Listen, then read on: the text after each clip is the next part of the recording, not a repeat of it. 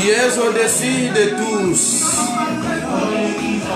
Parce que parmi les dieux, tu es le Dieu de Dieu. Parmi les seigneurs, tu es le Seigneur des seigneurs.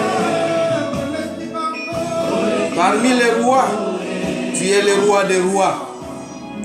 C'est la raison pour laquelle nous te bénissons, Papa. La raison pour laquelle nous t'élèvons.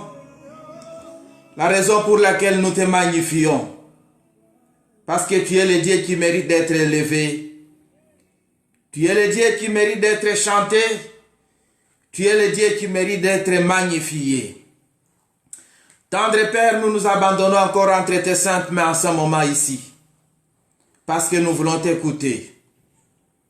Parle-nous. Instruis-nous. Enseigne-nous. Ouvre notre intelligence. Ouvre notre sagesse. Afin que nous puissions saisir l'ainsi dit l'Éternel. Dans le nom de Jésus-Christ. Nous avons ainsi prié et nous pouvons dire Amen. Bon après-midi, peuple de Dieu. Voici encore une occasion pour que nous puissions échanger avec vous sur la parole de Dieu. Le dimanche passé, nous étions en train de continuer un message que nous avions commencé l'autre dimanche. Il était intitulé « Recommencer » ou « Reprendre là où vous avez abandonné ».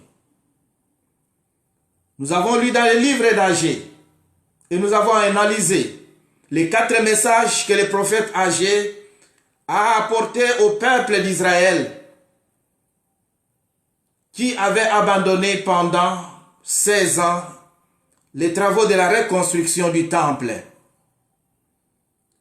Et l'Éternel est intervenu pendant ce moment-là pour susciter 2 prophètes, Agé et Zacharie. Nous avions analysé les messages, les 4 messages apportés par Agé. Le but de ce message d'Agé était d'encourager le peuple, encourager Zorobabel le gouverneur, encourager Josué le grand sacrificateur à pouvoir reprendre le travail de la construction là où ils avaient abandonné. Parce que quand ils ont abandonné, ils ont subi tout ce qu'ils ont subi. Et l'Éternel leur a dit que s'ils ont subi cela, c'est tout simplement parce qu'ils ont abandonné la maison de l'Éternel et ils se sont occupés seulement de leur propre maison. Et l'Éternel a dit, c'est la raison pour laquelle j'ai fait que vous puissiez manger, mais que vous ne puissiez pas vous rassasier. Que vous puissiez vous revêtir, mais que vous ne puissiez pas sentir la chaleur. Que vous puissiez travailler beaucoup, mais que vous puissiez produire paix. Et nous étions en train de dire cette fois-là au peuple de Dieu qu'il y a certaines situations qui nous arrivent, non pas parce que le diable l'a voulu, mais parce que notre comportement a poussé Dieu à pouvoir nous amener dans cette situation-là. Vous allez vous rendre compte de quelque chose. Si le peuple d'Israël avait abandonné les travaux, c'est parce que le peuple d'Israël a eu peur. Il a eu peur de leurs adversaires. Il a eu peur des hommes. Et cette peur-là les a poussés même à pouvoir abandonner les travaux qu'ils avaient commencés avec enthousiasme. C'est la raison pour laquelle aujourd'hui, nous allons parler de la peur. Parce que la Bible nous dit que la crainte des hommes tend un piège. Quand nous lisons dans Proverbes chapitre 29, à ces versets 25 et 26, la Bible déclare: la crainte des hommes tend un piège, mais celui qui se confie à l'Éternel est protégé. Beaucoup de gens recherchent la faveur de celui qui domine, mais c'est l'Éternel qui fait droit à chacun. Déjà, vous êtes en train de voir d'où nous avons puisé les thèmes que nous sommes en train de chercher à développer avec vous. C'est la parole de Dieu qui est en train de déclarer que la crainte des hommes tend un piège. Peuple de Dieu, vous allez vous rendre compte que quand nous lisons l'histoire des hommes de Dieu, quand nous lisons l'histoire de l'appel d'un chacun des serviteurs de Dieu, nous allons nous rendre compte que plusieurs d'entre eux, quand l'Éternel avait fait cet appel-là, ou encore les avait appelés, l'Éternel avait recommandé une certaine attitude. Et une attitude-là, nous pouvons la résumer dans quelques phrases que nous pouvons entendre ici. Là où il était en train de dire, par exemple, fortifie-toi. Là où il était en train de demander à certains serviteurs de Dieu, il dit, sois courageux.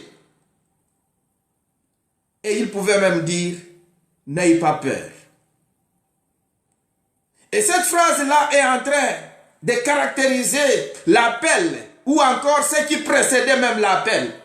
L'Éternel, quand il venait, à Gédéon par exemple, il l'appelle vaillant homme. Quand il va parler à Josué, il dit fortifie-toi, parce que c'est toi qui vas faire traverser le peuple d'Israël et c'est toi qui vas les faire entrer dans la terre promise. Sois courageux, n'aie pas peur.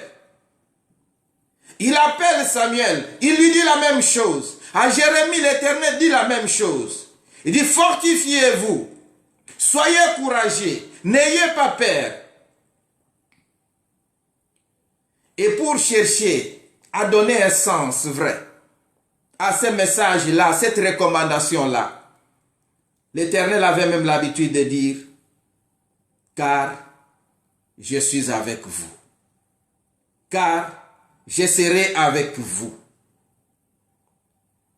Ceci signifie que cette recommandation vient nous apprendre quelque chose. Qu'est-ce que cette recommandation que l'Éternel faisait pouvait bien nous apprendre?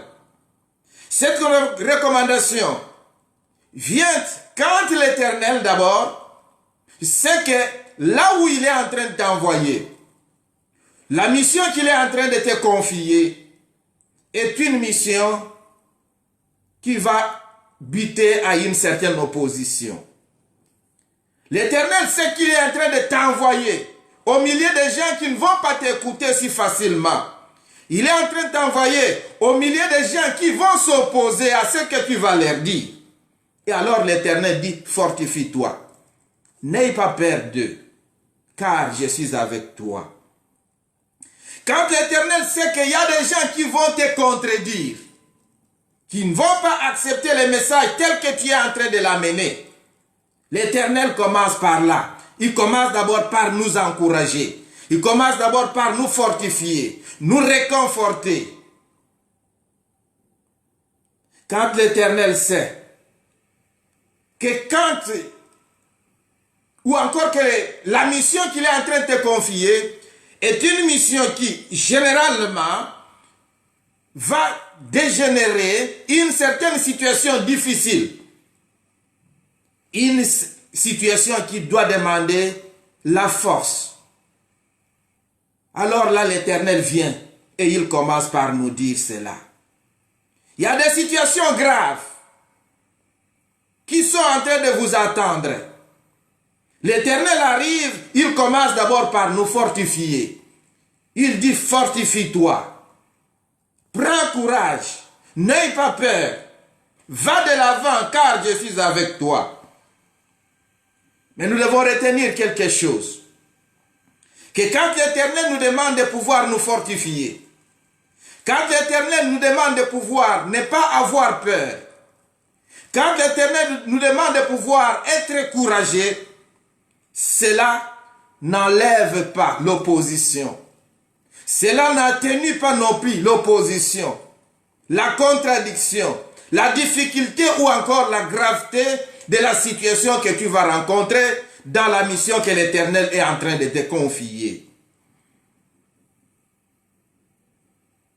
Mais tout simplement, l'Éternel arrive pour préparer celui qui est appelé à pouvoir fonder sa foi sur l'Éternel et à pouvoir croire que la situation, aussi difficile qu'elle soit, elle n'est pas insurmontable.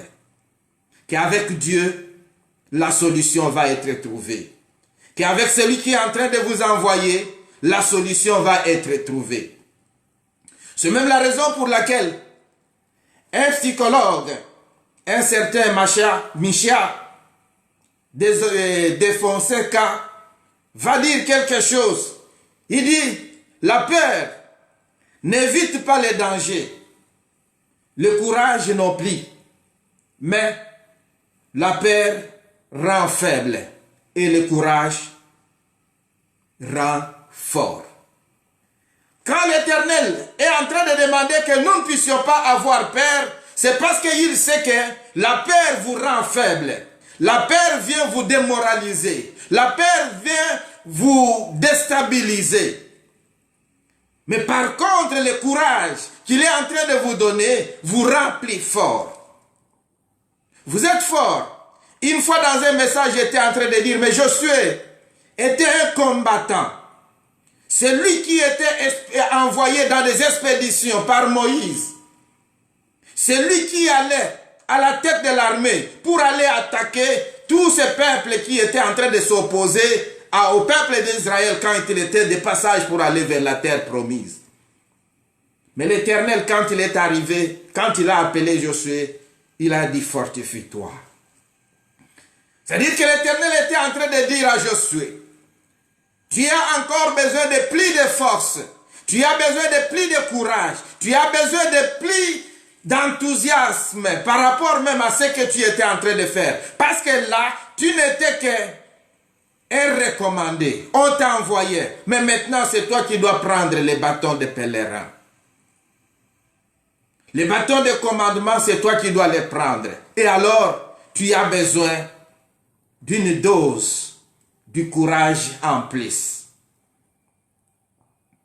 Et ici, cet homme ici, qui n'est qu'un psychologue, je ne sais pas s'il est chrétien ou pas, il est en train de dire la même chose. Il dit, la peur n'enlève rien. C'est-à-dire que si tu as peur d'une situation, tu n'as pas changé cette situation-là. Si tu es courageux devant une situation, tu n'as pas changé cette situation-là. Tu n'as pas changé la force, l'opposition, la contradiction, la gravité ou encore la difficulté de ce problème qui est devant toi. Mais simplement, il dit, la peur rend faible. C'est-à-dire que quand vous avez peur, vous vous affaiblissez. C'est une autre manière de déjà déclarer forfait devant la situation que vous avez. Mais si vous avez du courage, vous vous rendez fort. C'est-à-dire que vous pouvez vous mettre debout et affronter la situation. Quand les Français disent « l'homme se découvre quand il se mesure à l'obstacle », c'est une autre façon de dire que si vous êtes courageux et qu'au lieu de dévier, mais vous affrontez les problèmes en face, vous avez la force de pouvoir affronter les problèmes. En ce moment-là, vous allez découvrir qui vous êtes réellement. Est-ce que vous êtes un combattant? Est-ce que vous êtes un pionnier? Ou qu'est-ce que vous êtes? L'Éternel sait tout cela. Il sait les conséquences de la peur. C'est pourquoi par sa parole, il nous avertit et nous dit déjà que la peur tend un piège. Mais celui qui se confie en l'Éternel est protégé. Donc là déjà nous sommes en train de nous rendre compte que pour que nous puissions être protégés, il faudrait que nous puissions avoir confiance en l'Éternel. Et c'est cette confiance-là qui fera que nous puissions être courageux. Parce que la peur, nous verrons un peu plus loin, vient vous pousser même à pouvoir renier, à pouvoir oublier, à pouvoir minimiser la force, l'autorité, la puissance, le pouvoir de Dieu dans votre vie. Beaucoup de gens se sont retrouvés dans certaines situations, se sont retrouvés dans des conditions désastreuses, non par des mérites, ou même par mérite si je peux le dire, non pas par conviction, parce qu'ils ont accepté de pouvoir être dans cette situation-là, non pas, ou encore non plus, par détermination.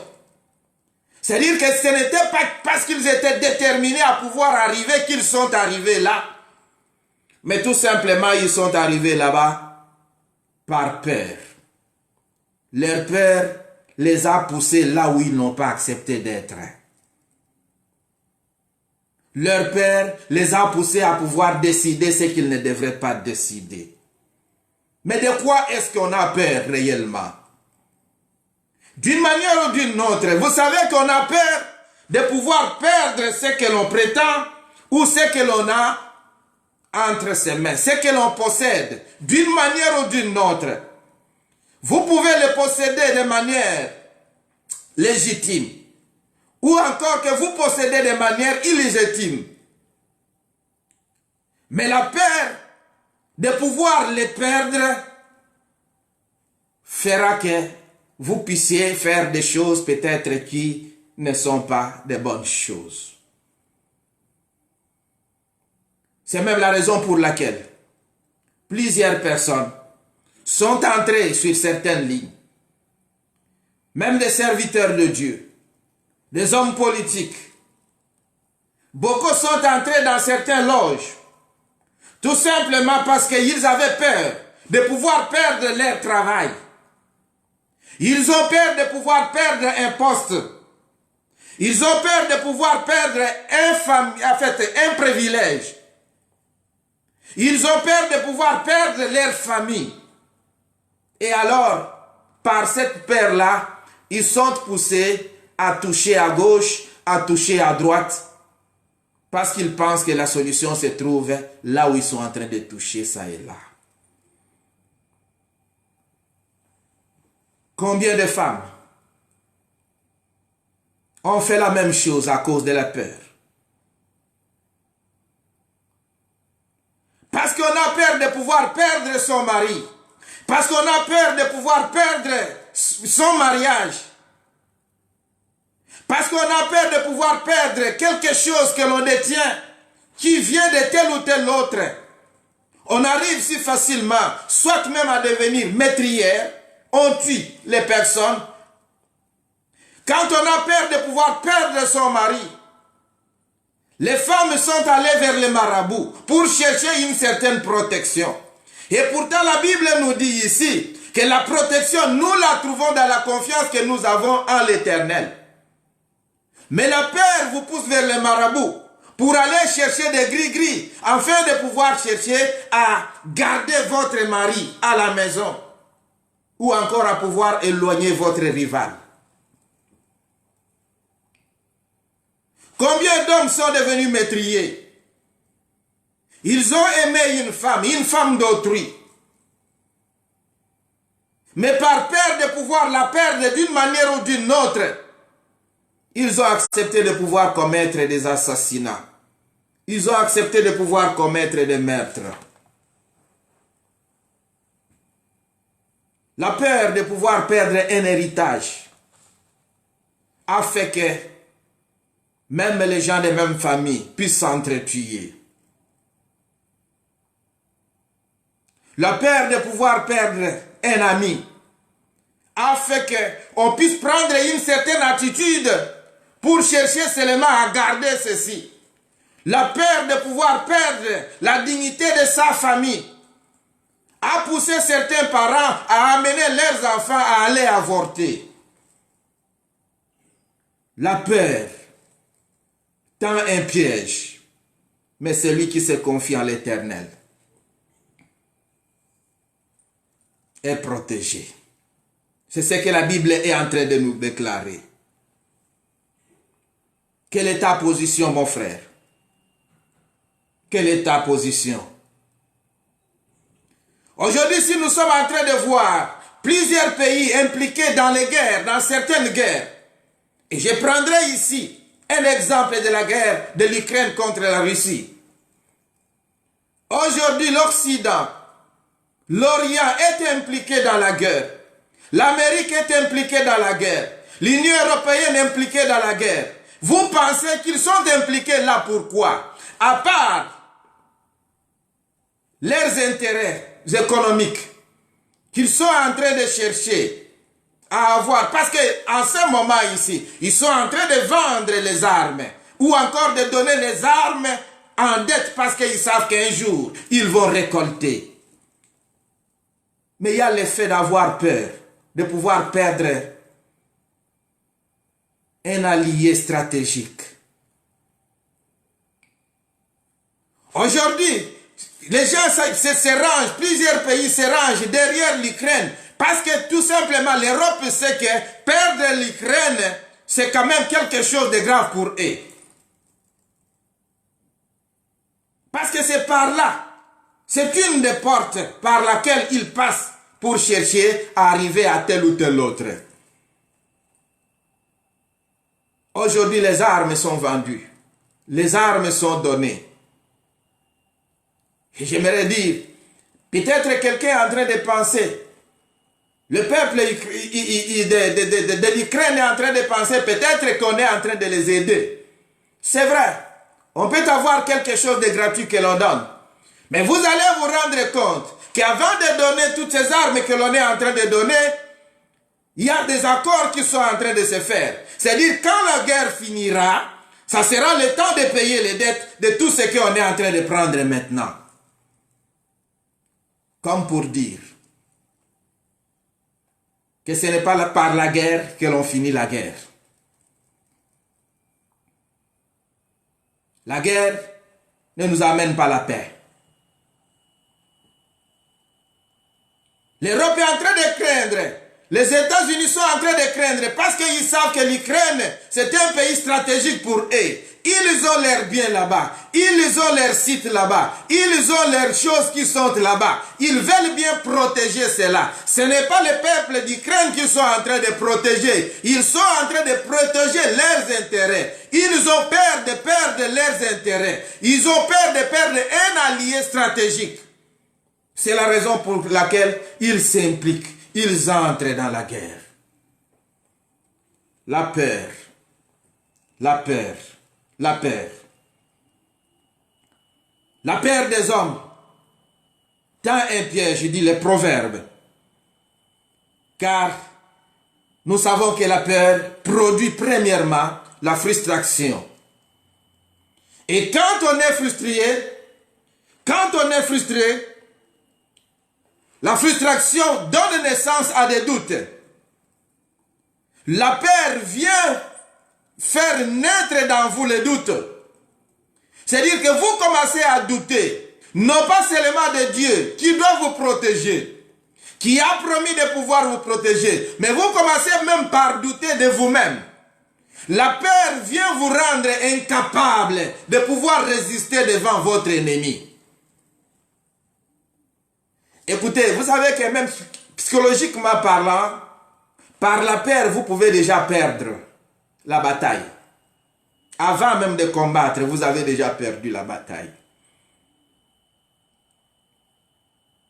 La peur peut vous amener dans une maladie que vous êtes en train de craindre. Dans une situation que vous êtes en train de craindre. Je disais que la peur vient donner naissance à la frustration. La frustration donne naissance au doute. Le doute commence à grandir dans vous. Vous commencez par douter de vous-même. Et vous arrivez à douter même de Dieu, de la protection de Dieu, de la force de Dieu.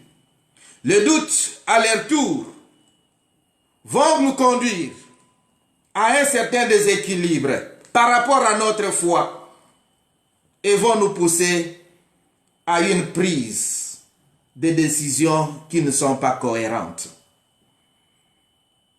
La peur nous pousse à aller conclure les alliances qui sont contre nature. C'est-à-dire que ce que vous savez que ce n'est pas bon, mais à cause de la peur de celui qui est devant vous, à cause de vos adversaires, de la peur de vos adversaires, vous allez conclure les alliances, même avec celui avec qui vous ne pouvez pas conclure d'alliance. Parce que tout simplement, il vous rassure. Il vous dit, si vous vous alliez à moi, je viendrai à votre secours. Je viendrai à votre aide. La peur diminue même votre valeur, votre identité.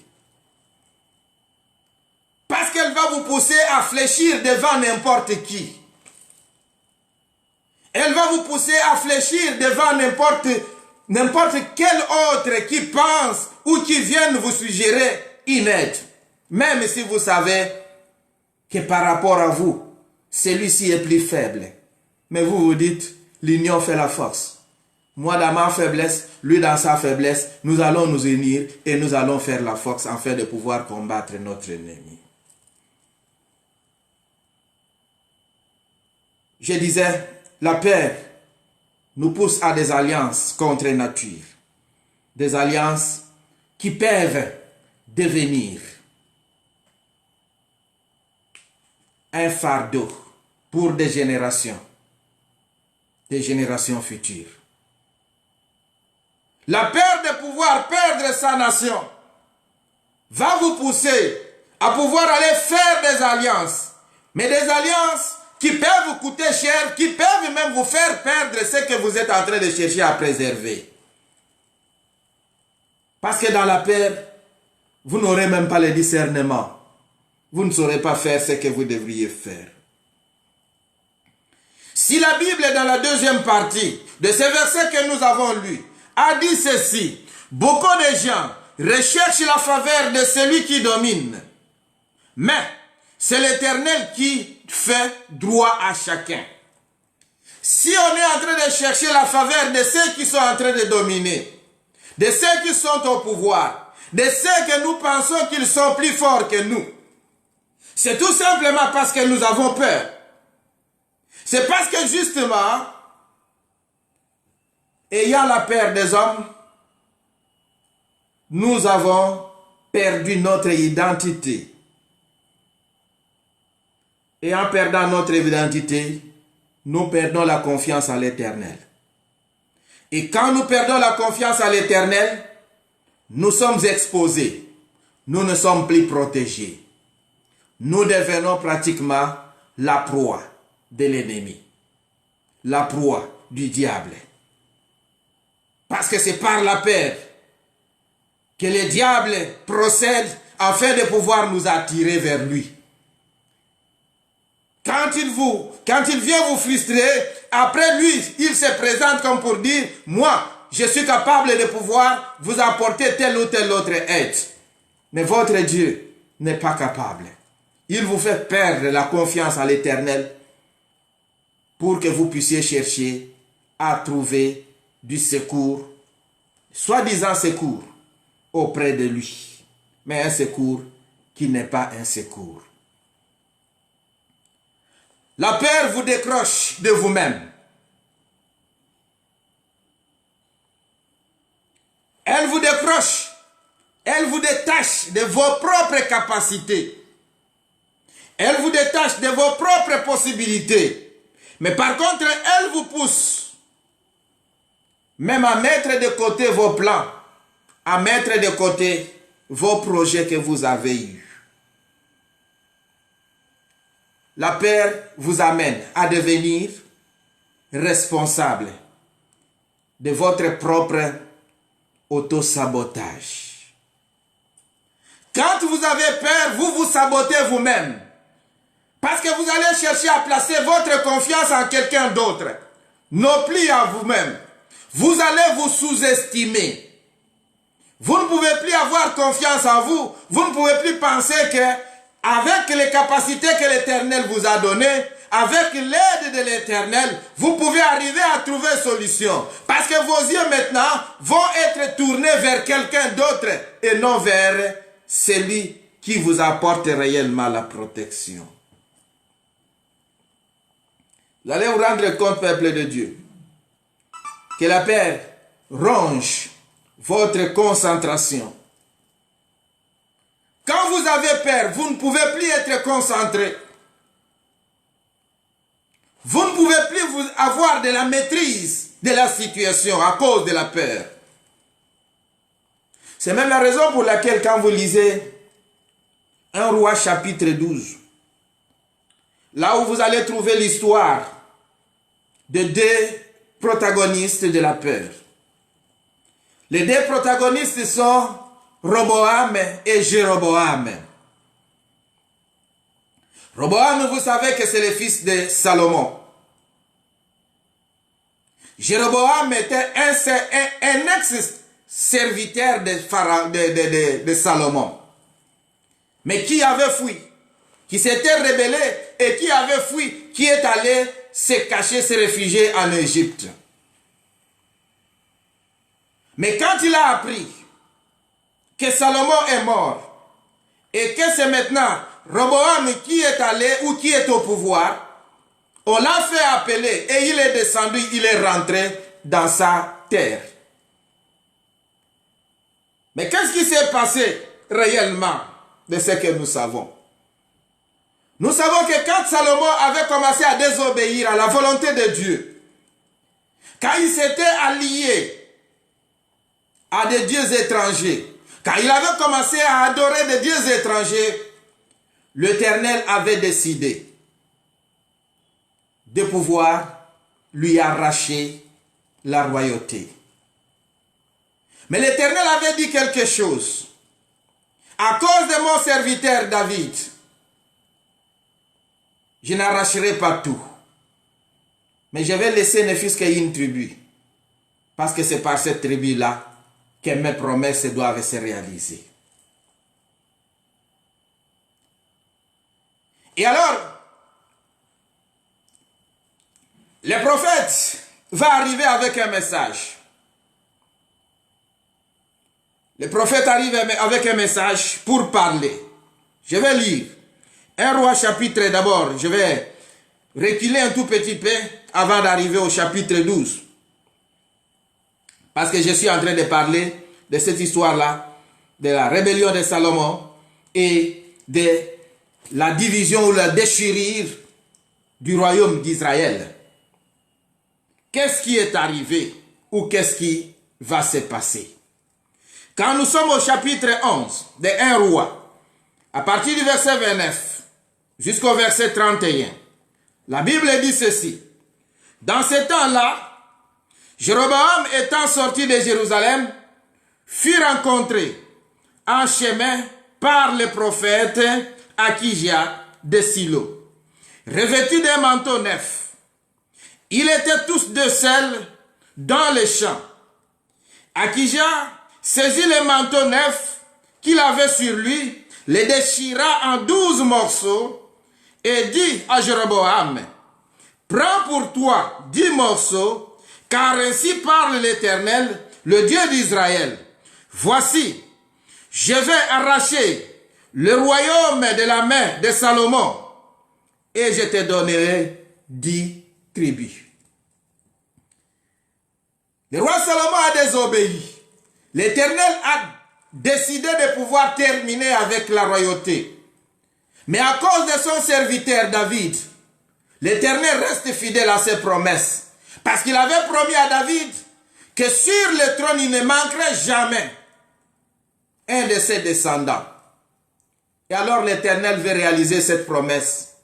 Et il promet de pouvoir laisser ne fût-ce qu'une tribu pour continuer ce qui avait déjà commencé. Et alors le prophète, parce que l'Éternel, quand il laisse, il abandonne. Quand il désavoue quelqu'un, il prépare quelqu'un d'autre. Et celui qu'on a préparé ici, c'est un des serviteurs de Salomon. Et alors, le prophète Akija sort dans le champ et il rencontre Jéroboam. Il avait sur lui un manteau neuf. Il le déchire en 10 parties. En diverses parties. Et il dit ceci à Jéroboam. Prends pour toi 10 parties et laisse une seule partie. Parce que vous allez vous rendre compte que c'était 12 tribus. Mais la tribu des sacrificateurs n'était pas impliquée dans toutes ces histoires-là, n'était pas comptée quand il fallait faire des répartitions de ces histoires-là. L'Éternel est en train de parler ici à Jéroboam. Il dit, il va enlever à Salomon le royaume et il va donner 10 tribus à qui? À Jéroboam le serviteur. C'est ce que le prophète est en train d'annoncer. L'Éternel parle. Et nous allons voir pourquoi est-ce que l'Éternel a décidé. Je l'ai déjà dit d'une manière ou d'une autre. Mais cela ne va pas nous empêcher à pouvoir le dire. À cause de la désobéissance. Parce que les enfants d'Israël ont trouvé d'autres dieux. Ils ont tourné dos à l'Éternel leur Dieu. Celui qui les a fait sortir de l'Égypte. Et l'Éternel, dans sa jalousie sainte, va chercher à sanctionner cela. Et alors, la Bible va nous parler. Nous sommes au verset 32 maintenant. La Bible dit ceci. Mais il y aura une tribu à cause de mon serviteur David et à cause de Jérusalem, la ville que j'ai choisie sur toutes les tribus d'Israël. Et c'est là parce qu'ils m'ont abandonné. Et se sont prosternés devant Astarté, divinité de Sidon, devant Kemosh, dieu de Moab, et devant Milcom, dieu des fils d'Ammon. Et parce qu'ils n'ont point marché dans mes voies pour faire ce qui est droit à mes yeux, et pour observer mes lois et mes ordonnances, comme l'a fait David, père de Salomon. L'Éternel ici, quand il vient parler à Jéroboam, quand il décide de pouvoir lui donner 10 tribus sur lesquelles il devrait régner, il donne la raison pour laquelle il est en train d'arracher la royauté de la maison de Salomon. Ici, peuple de Dieu, vous allez vous rendre compte que le fait déjà que Jéroboam savait pourquoi est-ce que l'Éternel a arraché cette autorité-là, a arraché ce trône-là pour le lui confier, était devenu aussi un piège pour lui. Parce que si lui-même devrait tomber dans le même piège que ceux d'Israël, l'Éternel ne manquera pas, comme nous verrons dans la suite, de pouvoir lui aussi les sanctionner. Il lui dit, c'est parce que c'est ici, m'ont abandonné. Ils ont adoré des dieux étrangers. Ils n'ont pas fait ce qui est droit à mes yeux, comme leur père David l'a fait. Mon frère, ma sœur, tu cherches à être béni comme tel ou tel autre homme de Dieu. Tu as toujours envié certains enfants de Dieu. Je veux être comme celui-là. Je veux être comme celui-ci. Mais si toi tu ne peux pas marcher comme cet homme-là est en train de marcher, sache-le bien que tu ne seras pas béni. Et si le peuple d'Israël ne pouvait pas être béni comme David a été béni, parce qu'il n'a pas marché comme David a marché, ce n'est pas que David n'a pas commis le péché. Et vous le savez. Mais David, quand il avait commis le péché, il se repentait. Il revenait à l'Éternel. C'est pourquoi l'Éternel a continué à l'appeler l'homme selon mon cœur.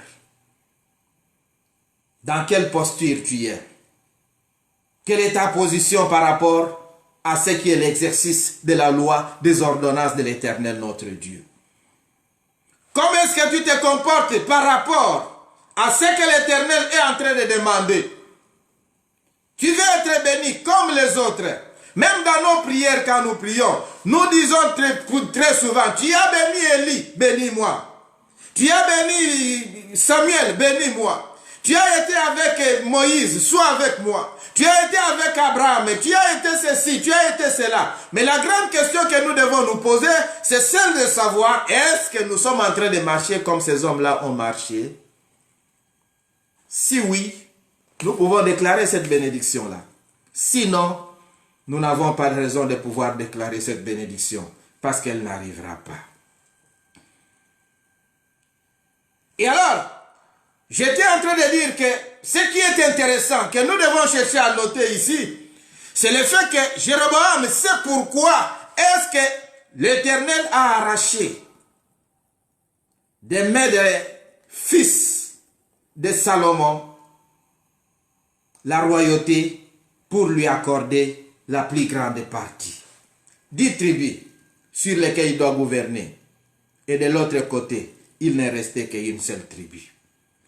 Mais l'Éternel ne s'arrête pas seulement à lui dire pourquoi est-ce qu'il a arraché. L'Éternel va un peu plus loin pour lui dire, lui, ce qu'il devrait faire. Parce que peuple de Dieu, aujourd'hui tu peux être choisi pour remplacer tel ou tel autre serviteur qui a marché à l'encontre de la volonté de Dieu. Oui, Dieu soit béni. Nous allons le glorifier parce que le choix est tombé sur toi. Ce n'est pas pour toi un privilège, mais c'est une responsabilité. Parce que si l'Éternel l'a abandonné, si l'Éternel a rejeté celui-là, à cause par exemple de l'impudicité, et que toi tu viens dans l'impudicité, tu seras puni plus que celui que tu as remplacé. Saoul a été rejeté à cause de la désobéissance. Qui venait après lui devrait marcher en opposition par rapport à ce que Saoul a fait, afin de pouvoir obtenir la bénédiction. Sinon, lui-même devrait subir les mêmes conséquences. L'Éternel dit ceci, à partir du verset 36 du chapitre 11 de 1 roi. Je laisserai une tribu à son fils, afin que David, mon serviteur, ait toujours une lampe devant moi à Jérusalem, la ville que j'ai choisie, pour y mettre mon nom. Je te prendrai, et tu régneras sur tout ce que ton cœur désirera. Tu seras roi d'Israël. Si tu obéis à tout ce que je t'ordonnerai, si tu marches dans mes voies, et si tu fais ce qui est droit à mes yeux, en observant mes lois et mes commandements, comme l'a fait David, mon serviteur, je serai avec toi. Je te bâtirai une maison stable, comme j'en ai bâti une à David, et je te donnerai Israël. J'humilierai par là la postérité de David, mais ça ne sera pas pour toujours. Écoutez, peuple de Dieu, comment est-ce que Dieu est merveilleux? Il dit à Jéroboam, je suis en train de chasser, je suis en train de rejeter, d'arracher la royauté à la postérité de David. Et je suis en train de te l'accorder. Tu régneras sur tout ce que tu voudras. Tout ce que tu désireras, tu régneras. Je te donnerai Israël et tu seras roi. Peut-être que c'est la promesse que l'Éternel est en train de faire à toi, serviteur de Dieu, à toi, enfant de Dieu. L'Éternel est en train de te promettre de pouvoir t'élever, de pouvoir te donner, de pouvoir te faire grandir en tout et pour tout. Mais il le fait au détriment de quelqu'un d'autre. au détriment de celui qui a désobéi. Mais de l'autre côté, l'Éternel se tourne vers toi. Il se tourne vers moi et il nous parle. Et il nous dit ceci, que si nous aussi, nous pouvons marcher comme a marché David, alors lui l'Éternel, il nous bâtira une maison. Tu es en train de chercher l'héritage de David. Tu dois marcher comme David a marché. Tu es en train de chercher l'héritage d'Élie, l'héritage d'Élisée. Tu dois marcher comme Élie, tu dois marcher comme Élisée. Tu es en train de chercher l'héritage des prophètes. Tu dois marcher comme les prophètes ont marché. Mais si tu ne marches pas comme les prophètes ont marché, tu n'auras pas leur héritage. Parce que ici, l'Éternel vient dire, la bénédiction de Jéroboam ne dépend pas de ce qu'a fait Roboam, mais dépend de ce qu'a fait David, son grand-père. Parce que David a marché et a fait ce qui était droit aux yeux de l'Éternel. L'Éternel l'a béni et lui a fait des promesses. Et ici, l'Éternel vient faire référence à David pour bénir Jéroboam. Mais il y a quelque chose que l'Éternel est en train de dire. Il va humilier de cette manière-là la postérité de David. Quand l'Éternel vous a élevé, vous, pour vous mettre à la place de celui qui l'a rejeté, il est en train d'humilier celui-là. Mais ici, il y a quelque chose que nous devons retenir. Parce que les promesses de l'Éternel sont éternelles. L'Éternel, quand il promet, il réalise. La première preuve, c'est qu'il n'a pas arraché tout. Mais il a laissé une tribu. Et il a dit pourquoi est-ce qu'il était en train de laisser cela. À cause de son serviteur David. À cause de la promesse que l'Éternel avait faite. Et la deuxième preuve, que les promesses de l'Éternel se réalisent toujours. Quand l'Éternel a promis, il finit toujours par réaliser cela. Nous pouvons avoir marché d'une manière ou d'une autre. Mais il y aura un moment où l'Éternel va nous remettre sur la ligne. Afin que la promesse qu'il a faite par nous, ou pour nous, puisse se réaliser. C'est comme quand j'ai toujours dit aux enfants de Dieu, ce qui est à toi, est à toi. Quand l'Éternel l'a promis à toi, c'est à toi. Il ne faut pas te faire de problèmes. Un mari est à toi, il reste à toi. Il peut se promener ça et là, il finira par retourner à tes pieds. Une femme est à toi, elle a été destinée à toi, elle reste à toi. Un poste de travail a été destiné à toi, ça reste à toi. On peut chercher à te mettre le bâton dans les roues de telle ou telle autre manière. On finira toujours par arriver là où l'Éternel a promis que ça soit. C'est la raison pour laquelle l'Éternel dit, il va humilier de cette manière-là la postérité de qui? De David. Mais la Bible dit, mais ça ne sera pas pour toujours. C'est-à-dire que l'Éternel ici, momentanément, il prend un étranger. Celui, quand je l'appelle étranger, c'est parce qu'il n'était pas de la famille qui devrait hériter le royaume, qui devrait être sur le trône. Il n'était qu'un serviteur de Salomon. Il n'était pas de la famille de Salomon. Mais l'Éternel vient le prendre momentanément parce qu'il doit d'abord régler la situation avec son peuple, avec la tribu qui devrait continuer ou qui devrait être la continuation de la promesse de l'Éternel. On va d'abord le placer là-bas momentanément. Enfant de Dieu, même toi qui as été aujourd'hui pris et qui as remplacé celui que l'Éternel a rejeté. Mais sachez-le bien, que si l'Éternel avait une promesse avec cet homme-là, il finira un jour par se repentir, revenir à l'Éternel et récupérer ce que l'Éternel avait promis pour lui. Mais dans l'entretemps, toi qui te trouves là, tu dois veiller. Tu dois chercher à faire mieux. Aujourd'hui, tu es en train de gérer le mari d'autrui. Tu es en train de gérer la femme d'autrui. Mais si celui qui a été destiné à pouvoir être son vrai mari, ce n'est pas toi, sache-le bien mon frère. Celui qui était destiné à être sa femme, ce n'est pas toi, sache-le bien ma sœur. Un jour, tu vas pleurer parce que tu vas perdre ce mari-là. Aujourd'hui, tu peux danser, tu peux gonfler, tu peux penser être beaucoup plus fort. Mais sache-le bien qu'un jour, le propriétaire, le destinataire va récupérer ce que l'Éternel a mis à sa possession. Parce que ici l'Éternel dit, il humilie la postérité de David, mais cela ne sera pas pour toujours. C'est-à-dire qu'un jour l'Éternel reviendra à la postérité de David afin de pouvoir continuer ce qu'il avait déjà commencé. Il l'a abandonné pour un temps, pour le corriger, pour l'enseigner, afin que celui-ci se rende compte que loin de l'Éternel, il n'y a pas de succès, que loin de l'Éternel, il n'y a pas de vie, et qu'il revienne à l'Éternel afin de pouvoir servir l'Éternel. C'est de cette manière-là qu'il sera béni.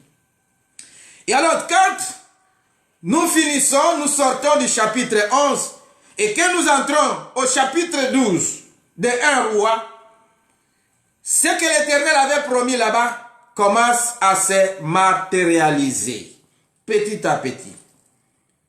Roboam qui est au pouvoir, il arrive au pouvoir et le peuple d'Israël arrive comme pour lui dire, voici, ton père nous a fait souffrir de telle ou telle autre manière. Il a mis sur nous un joug trop pesant. Toi, apaise-nous ce joug-là et nous serons toujours, pour toujours tes serviteurs. Ici, le peuple d'Israël n'est pas venu pour se rebeller contre Roboam.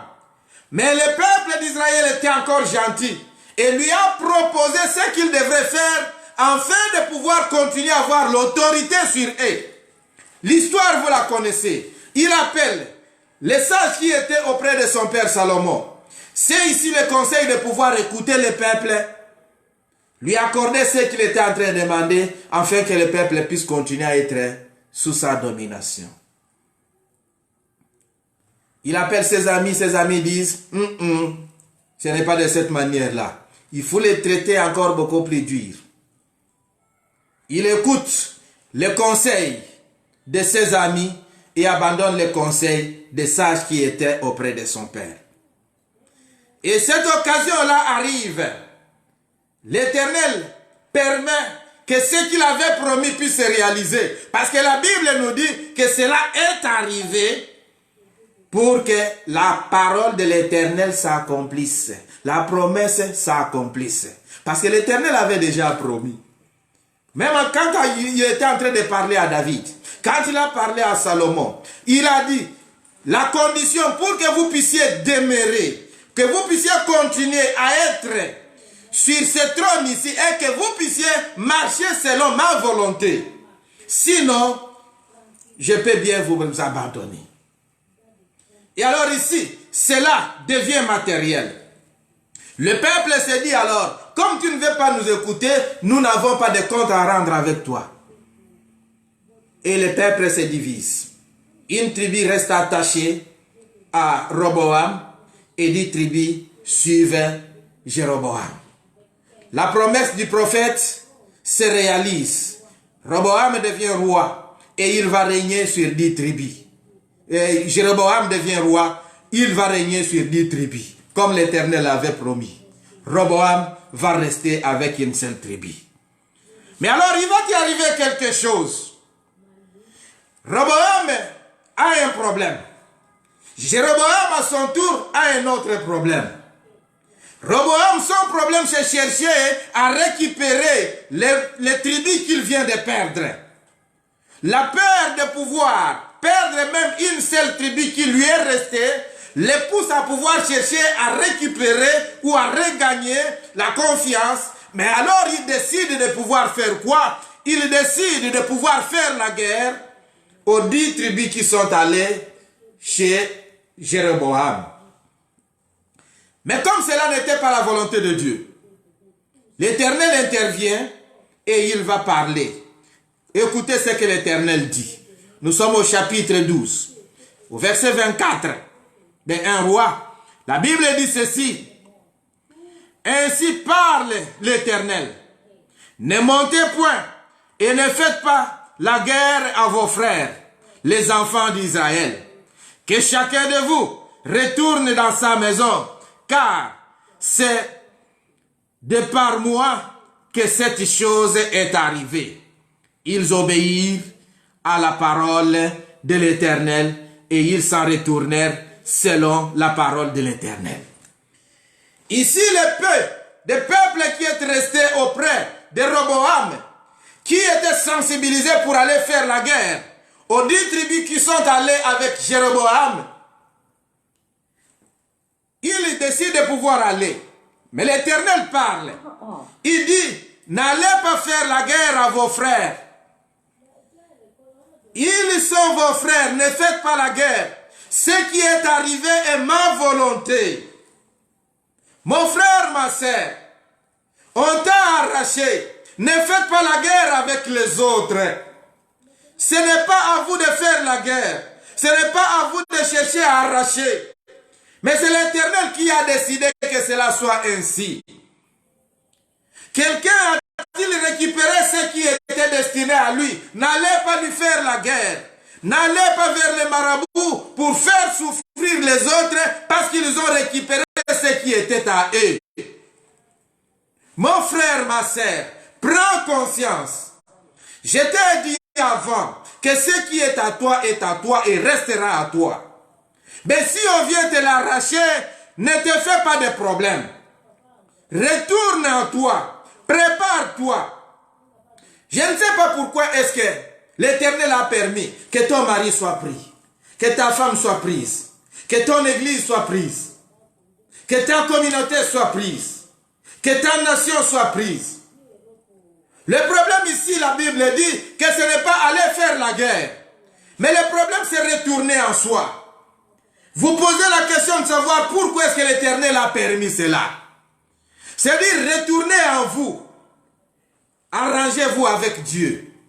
Quand vous aurez arrangé vos rapports avec l'Éternel, vos relations avec l'Éternel, l'Éternel deviendra encore votre protection et il va chercher à vous ramener ce qui était à vous ramener. Le peuple d'Israël finira un jour par revenir inu. Parce que le temps de pouvoir revenir était arrivé. C'est-à-dire que Roboam, lui cherche à faire la guerre. Parce qu'il a peur. Mais l'Éternel intervient comme pour lui dire, ne fais pas la guerre. Retournez chacun chez soi. Le peuple a compris que l'Éternel a parlé. Et chacun d'eux est rentré. Et comme chacun d'eux est rentré, ce n'est pas que le problème est fini. Parce que de l'autre côté, même celui à qui on a donné 10 tribus a un autre problème. Ma sœur, ne te fais pas de problème. Ne pense pas que parce qu'on t'a arraché ton mari, parce qu'on t'a arraché tel ou tel autre bénéfice, ne pense pas que de l'autre côté les gens sont tranquilles. Celui qui l'a pris, celle qui l'a pris, ne pense pas qu'il va rester tranquille. Lui aussi a un autre problème. Son problème, c'est maintenant chercher comment est-ce que je vais conserver ce que je viens d'arracher. Et il va finir par la peur à tomber dans les pièges. Parce que de l'autre côté, qu'est-ce qui arrive? La Bible nous dit ceci. Jéroboam dit en son cœur, les royaumes pourraient bien maintenant retourner à la maison de David. Si ce peuple monte à Jérusalem pour faire des sacrifices dans la maison de l'Éternel, le cœur de ce peuple retournera à son seigneur, à Roboam, roi de Juda, et ils me tueront et retourneront à Roboam, roi de Juda. Après s'être consulté, le roi fit des veaux d'or, et il dit au peuple, assez longtemps vous êtes montés à Jérusalem, Israël, voici ton Dieu. qui t'a fait sortir du pays d'Égypte. Il plaça l'un de ses veaux à Bethel et il mit l'autre à Dan. Ce fut là une occasion de péché. Le peuple alla devant l'un de veaux jusqu'à Dan. Ici, la Bible est en train de nous dire le problème que Jéroboam a à son tour. Parce que Jéroboam s'est dit, oui, c'est vrai, je connais ce que l'Éternel a dit. Mais l'Éternel a permis que ce peuple ici puisse venir à moi. Que je puisse être le roi sur lui. Mais si je le laisse chaque année monter à Jérusalem pour aller offrir des sacrifices, pour aller glorifier Dieu, il y a l'amour de son roi, de sa terre, de sa nation, va faire quoi? Va encore commencer à naître, croître. Et un jour, ils vont me tuer et ils vont retourner à son Seigneur qui est Roboam. Et qu'est-ce que je dois faire pour éviter tout cela? Il va décider quelque chose. Peuple de Dieu, j'étais en train de dire ici, peut-être on peut rire. Mais ce que je suis en train de dire est une réalité. Ma soeur, mon frère, celui qui vous a pris la femme, celui qui vous a pris l'homme, ne pensez pas qu'il soit tranquille. Parce que lui, maintenant, son problème, c'est comment est-ce que je vais garder l'homme que j'ai pris. Il se pose la question de savoir, de même que j'ai pris, est-ce que quelqu'un d'autre ne le prendra pas? Si je le laisse partir, c'est la raison pour laquelle vous trouvez que certains maris qui ont fui la maison ont difficulté de retourner à la maison. Ils ont des difficultés pour retourner à la maison tout simplement parce que la femme qui les a enfermés ou qui l'a enfermé est en train d'empêcher que celui-ci rentre. De peur que, avec l'affection peut-être des enfants, avec l'affection de la femme, de la première femme, celui-ci puisse encore cultiver cet amour-là et retourner. C'est la raison pour laquelle il se jette à faire quoi? Aller chercher les marabouts. Roboam lui a dit, la stratégie je l'ai trouvée. Et il fabriqua, lui, qu'est-ce qu'il fabriqua? Il fabriqua des veaux. Il dit, au lieu d'aller adorer là-bas, voici le Dieu qui vous a fait sortir d'Égypte. La Bible nous dit que c'était là une occasion de péché. Parce que le peuple commença à aller adorer les veaux d'or que Jéroboam avait fabriqués. Et cela les plongea dans le péché. Cela va coûter cher et c'est ça qui va faire que l'Éternel puisse décider gravement contre Jéroboam. Ils vont chercher à trouver un marabout pour chercher à garder votre mari, pour chercher à garder votre femme, pour chercher à garder votre poste de travail. Ils vont le chercher. Ne vous en faites pas. S'ils vont désobéir à la parole de Dieu, ce n'est pas la volonté de Dieu qu'ils vont faire. Ils vont faire la volonté de Satan. Et là, Dieu va trouver encore une occasion pour chercher à arracher ce qu'ils ont pris afin de pouvoir les faire revenir. Mais vous, réajustez votre relation avec l'Éternel, votre Dieu. Parce qu'il faudrait que l'Éternel trouve que de votre côté, vous vous êtes déjà préparé. Votre mari vous a fui peut-être à cause de votre mauvais comportement. Vous parlez tellement trop que le mari n'a même pas du repos. Vous ne faites absolument rien à la maison que la femme ne peut pas vous supporter. On vous l'a appris. L'Éternel a permis que quelqu'un puisse l'apprendre. Parce qu'il veut que toi tu puisses te préparer, que tu puisses retourner à lui, que tu puisses te corriger, afin que quand il reviendra, il se retrouve, ou elle se retrouve dans les conditions les meilleures. Mais si toi tu dois demeurer dans cet état-là, il ne reviendra pas. S'il tarde à revenir à la maison, c'est parce que tu n'es pas encore prêt à pouvoir les embrasser. Et alors, la Bible nous dit, la crainte des hommes tend un piège. La crainte de Jéroboam et le peuple qui est resté va tendre un piège, en fait, de Roboam va tendre un piège à Jéroboam. Et de la bouche du même prophète qui lui avait promis la royauté, il va sortir un autre message. le prophète viendra et il viendra dire quelque chose. Mais à quelle occasion le prophète va parler? Le fils de Jéroboam tombe malade. Et alors Jéroboam va envoyer sa femme pour aller consulter le prophète. Mais Jéroboam ne veut pas que le prophète puisse reconnaître sa femme. Le prophète était devenu tellement vieux qu'il ne voyait plus. Et alors Jéroboam cherche à tromper le prophète. Pourquoi est-ce qu'il va chercher à tromper le prophète? Tout simplement parce qu'il sait que le même prophète l'avait dit ce qu'il devrait faire pour garder la royauté. Mais du fait qu'il avait désobéi à ce que Dieu avait parlé ou avait dit par le prophète, maintenant qu'il se retrouve dans les besoins d'aller vers le même prophète, il cherche à se déguiser. Il demande à sa femme de pouvoir se déguiser de manière que le prophète ne puisse pas savoir que c'était sa femme. Au moment où lui est en train de préparer ce coup, l'Éternel parle au prophète.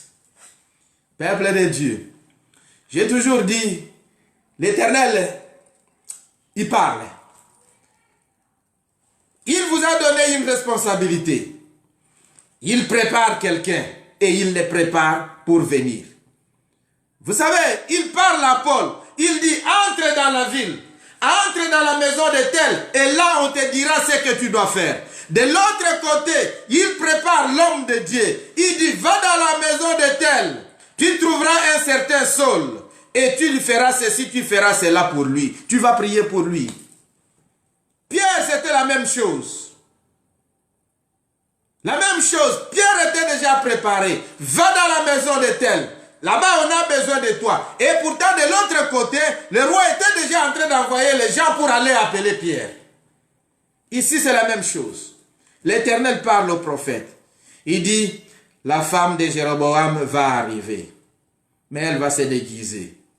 Et quand elle arrivera, tu vas lui annoncer les messages que je vais te donner. Écoutez les messages. La Bible dit ceci. À partir du verset 7 du chapitre 14 de 1 roi. La Bible dit ceci.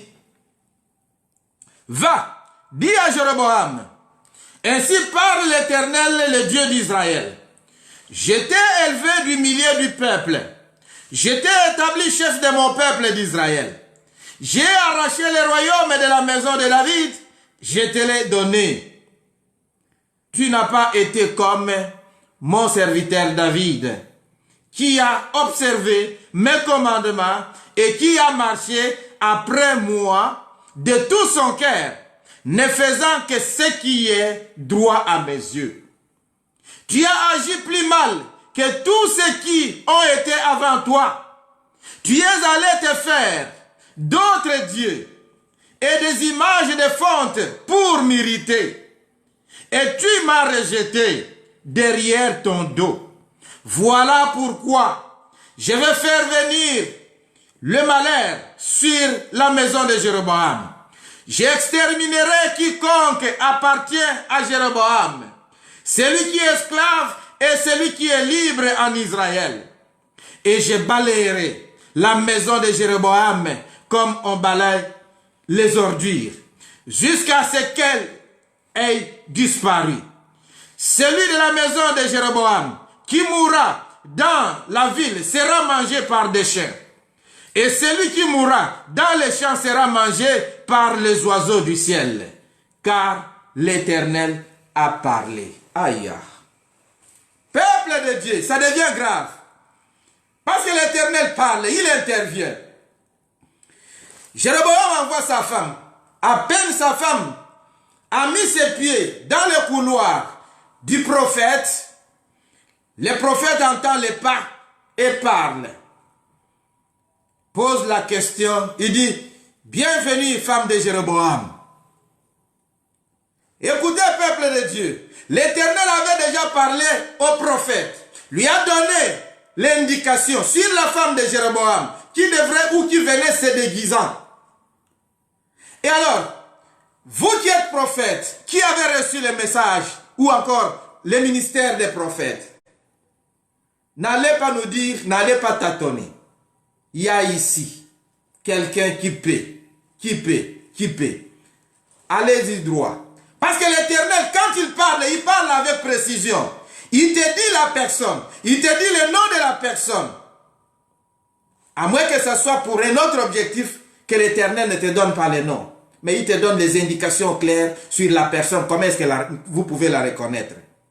Mais quand vous commencez à douter, parfois vous demandez, est-ce que tel est ici? Vous cherchez dans la salle, vous cherchez dans l'assemblée, si quelqu'un là n'existe pas, on cherche dans la ville, n'existe pas, jusqu'à ce que la prophétie ne pas se réaliser si quelqu'un là n'existe pas. Dites-vous, posez-vous encore la question de savoir si ce message-là est venu de Dieu. Excusez-moi, prophète. Mais l'Éternel ici parle, et les prophètes parlent avec précision. Et alors il pose la question de savoir pourquoi est-ce que tu es déguisé. Mais comme tu es là, je vais t'annoncer un message dur. Je vais t'annoncer ce qu'il y a à faire. Va dire à ton mari, ainsi parle l'Éternel.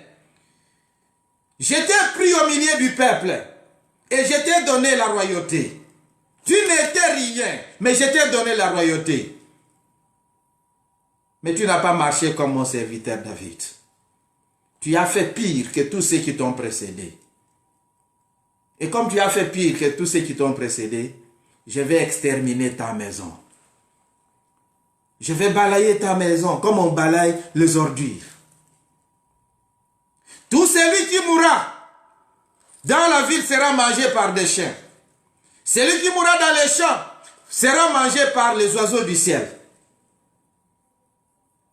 Les prophètes parlent ici. Les mêmes prophètes qui avaient annoncé la royauté. C'est les mêmes prophètes qui annoncent la fin. L'Éternel l'a utilisé de cette manière-là. L'Éternel va frapper la maison de Jéroboam parce que Jéroboam a fait pire que ceux qui l'ont précédé. Il a fait même pire que Jéroboam parce qu'il s'est fabriqué de Dieu et il a amené le peuple dans l'idolâtrie. Abomination. Serviteur de Dieu. Être serviteur de Dieu n'est pas un privilège, mais c'est une responsabilité. Où nous sommes en train d'amener le peuple de Dieu. Et qu'est-ce que nous sommes en train d'attendre que Dieu fasse de ce peuple-là un jour? Vous savez, dans cette maison-là, il n'y a que les fils de Roboam. Parce que quand vous lisez la suite, vous allez voir que l'Éternel a dit par les prophètes à la femme de Jéroboam, rentre. À peine tu fouleras tes pieds dans ta maison, le fils mourra. Ils sont allés pour chercher la guérison, mais l'Éternel annonce la mort. Mais cette mort ici, c'est une mort heureuse. Parce que le seul qui était pleuré dans la maison de Jéroboam, par le peuple et enterré, c'est ce fils-là. L'Éternel dit, il mourra. Non pas parce qu'il a péché, parce qu'il n'y a qu'en lui que j'ai trouvé quelque chose de bon. Le seul en qui j'ai trouvé quelque chose de bon, c'est celui-là. Et alors, je permets qu'il puisse mourir et qu'il soit pleuré, qu'il soit enterré. Parfois, la mort n'est pas une sanction pour le péché, mais une libération. Dans un des messages, nous avons dit, la mort nous libère. Ici, l'Éternel décide de pouvoir libérer ce seul serviteur, ce seul enfant à qui s'est trouvé encore quelque chose de bien par la mort. Pas les sorciers, pas les oncles, pas les ennemis, mais Dieu a décidé que cet enfant-là puisse mourir. Vous voyez que la peur a poussé Jéroboam à chercher à faire la guerre. La peur a fait Roboam à pouvoir faire la guerre. Et la même peur a poussé Jéroboam à pouvoir chercher une protection. Et il va se retrouver dans les pièges parce qu'il va plonger le peuple dans les péchés. Le pouvoir, parce que si l'Éternel dit, il va exterminer sa maison. C'est-à-dire qu'après lui, ce n'est pas sa postérité qui va continuer. Mais la royauté va retourner d'où elle est venue. De qui as-tu peur? De quoi as-tu peur? Et cette peur-là, à quoi est-ce que ça va t'amener? La peur des hommes tend et piège. La confiance à l'Éternel produit la protection. Seul Dieu vous fera droit. Seul Dieu défendra la justice. Seul Dieu défendra votre cause. Les hommes ne défendront pas votre cause. Les hommes ne vous feront absolument rien si vous avez confiance à l'Éternel. Ils diront que vous allez mourir, mais vous ne mourrez pas. Ils diront que vous ne pouvez pas évoluer, mais vous allez évoluer. Ils diront que vous ne pouvez pas vous marier, mais vous allez vous marier. Ils diront que vous ne pouvez pas travailler, mais vous allez travailler. Si et seulement si vous avez confiance à l'Éternel. Vous n'avez pas peur d'eux. J'ai toujours dit quelque chose. Enfant de Dieu. Si réellement vous êtes enfant de Dieu, vous avez confiance à l'Éternel. N'ayez pas peur des sorciers. N'ayez pas peur des marabouts. N'ayez pas peur des rosicruciens. N'ayez pas peur de ceux qui sont dans je ne sais pas, dans la maïkari, dans la franc-maçonnerie ou quoi que ce soit. Ils ne vous feront absolument rien. Votre jugement, votre cause dépend de la confiance que vous avez en l'Éternel. Faites confiance en lui. Il défendra votre cause. Il sera votre protection. Dans le nom de Jésus-Christ. Soyez bénis et à la prochaine.